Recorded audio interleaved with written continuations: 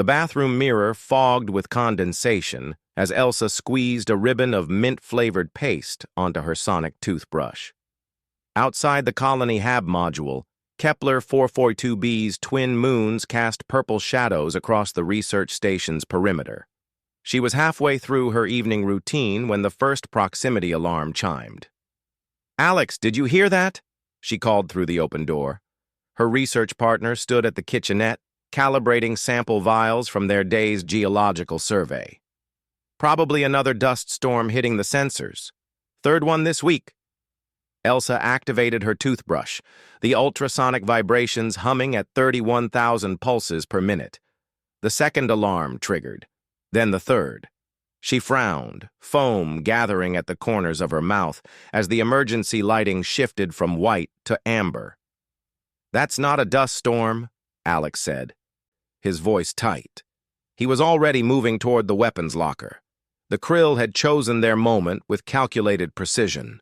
Intel later revealed they'd been monitoring human settlements for 3 standard months, cataloging daily patterns, identifying vulnerabilities.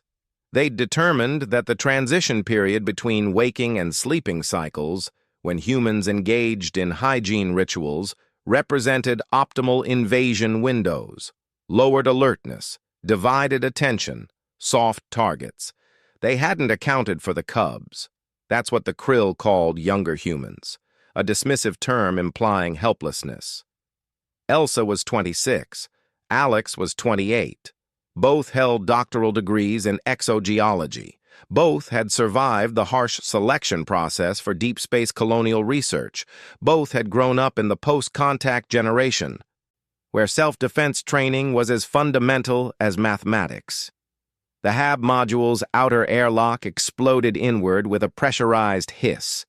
Elsa grabbed the emergency respirator from its wall mount with her free hand, toothbrush still buzzing in the other. Through the corridor, she could see them.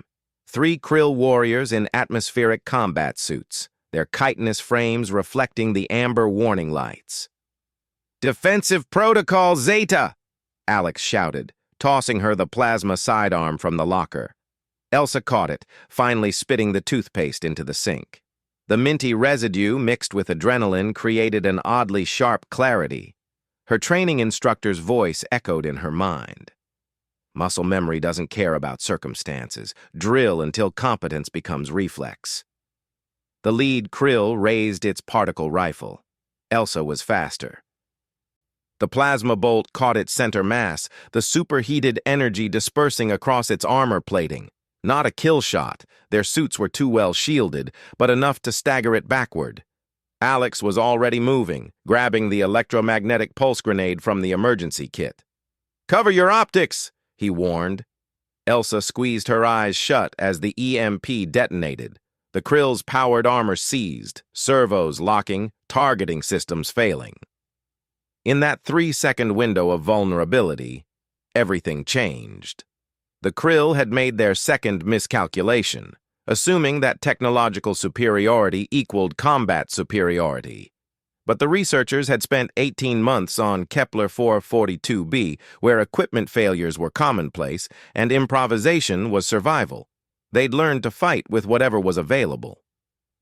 Alex grabbed a canister of industrial solvent used for cleaning geological samples and hurled it at the nearest warrior. The container ruptured against its helmet, the corrosive liquid eating through the visor seal. The Krill clawed at its face, atmospheric exposure causing its respiratory system to spasm in Kepler 442b's oxygen-rich air. Elsa fired twice more, each shot precisely placed at armor joint vulnerabilities. Her doctorate thesis had analyzed the molecular structure of Krill biotech. She knew exactly where the suits were weakest. The third warrior attempted to retreat, but Alex had already sealed the corridor's emergency bulkhead.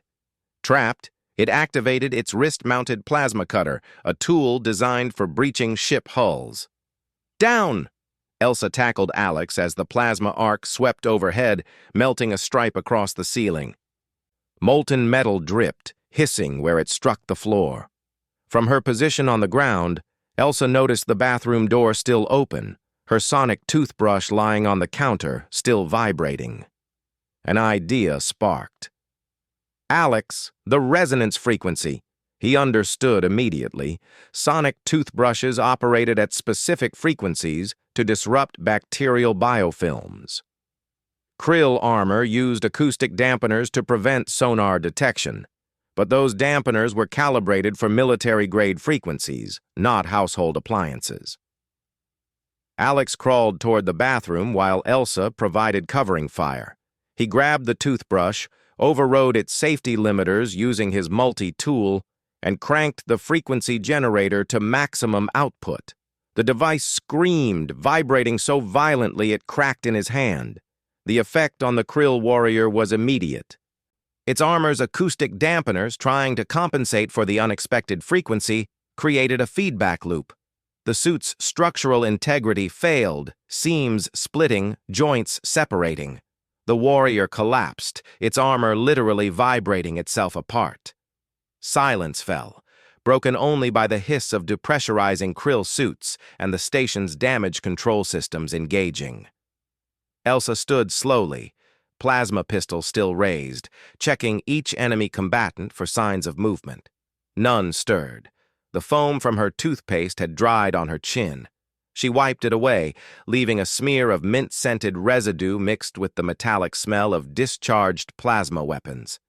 "Command, this is Research Station Kepler 442 Alpha," Alex spoke into the emergency comm. "Hostile incursion repelled. 3 enemy combatants neutralized. Requesting immediate tactical support and medical assessment." The response crackled through. "Confirmed, Alpha. Reinforcements en route. Status of personnel?" Elsa met Alex's eyes. They were breathing hard, covered in debris and chemical residue, but alive, uninjured. "Cubs are fine," she replied, using the Krill's own term. "Tell Command the Cubs are just fine." Later, when the after-action reports were filed and the psychological evaluations completed, the incident became a case study in military academies across human space. The Krill had attempted to exploit a perceived vulnerability, had underestimated their opponents based on age and civilian status, had relied too heavily on technological advantage. They had tried to invade during toothbrushing. The Cubs had rinsed with the enemy's blood instead. And the galaxy learned. Humanity's strength had never been in avoiding vulnerability, but in weaponizing absolutely everything, even dental hygiene, when survival demanded it.